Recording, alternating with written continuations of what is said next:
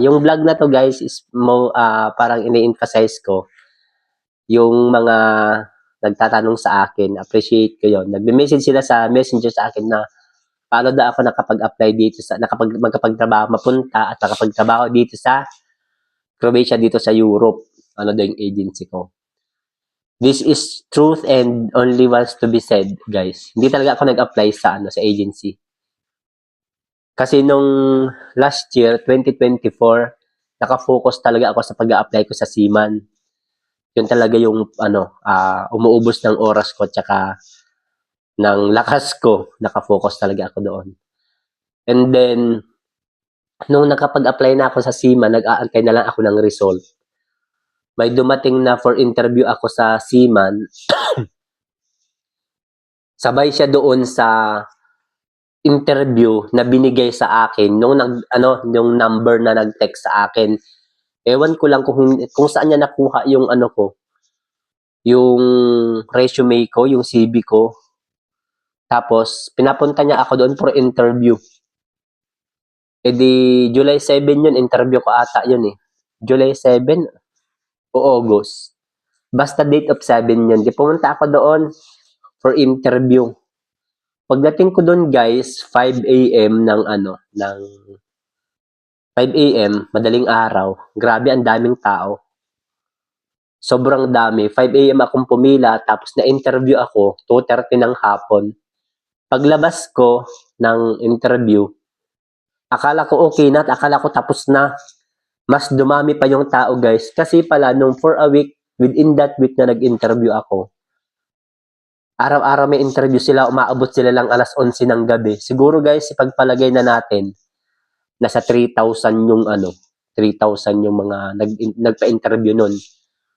Pero ang nakapasa lang, 157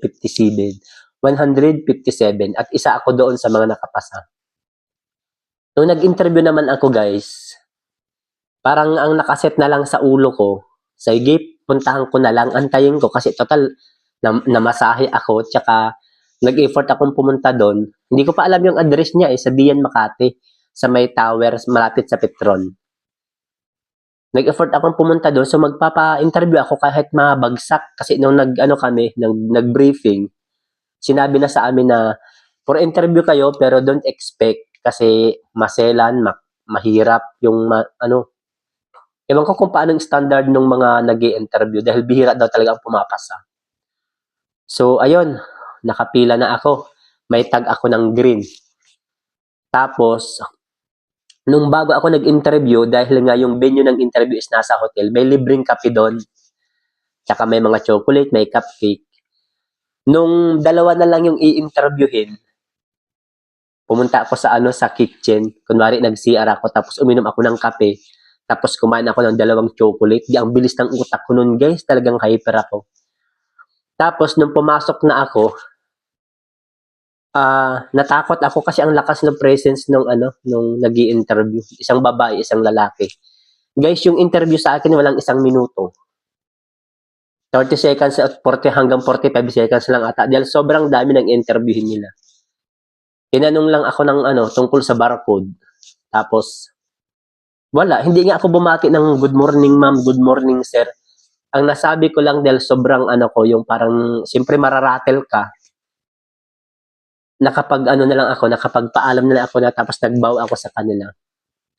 Hindi, sabi ng lalaki sa akin, wait for 1 week, then we will check if you are accepted or selected. Di, ayun. Pagkatapos ko nag-interview, pagtalikod ko sa nag-interview sa akin, move on na ako. Hindi na ako nag-expect talaga. Sabi ko, wala ato. Kaya ang mga kalaban ko man na mga nagpa-interview, mga matatangkad, magaganda, naka-blondie ang buhok, naka-makeup, tapos naka-Amerikana sila. Mga lalaki, sabi ko, para tong sasali sa PBB, kay mga gwapo man. Ako ay naka-t-shirt lang ko. Tapos interview. Tapos after 1 week, nasa bahay na ako noon. Nagsiset ulit ako ng mga Zoom interview ko sa pagiging seaman. Tapos bigla na lang may nag-message sa akin ulit na I was selected.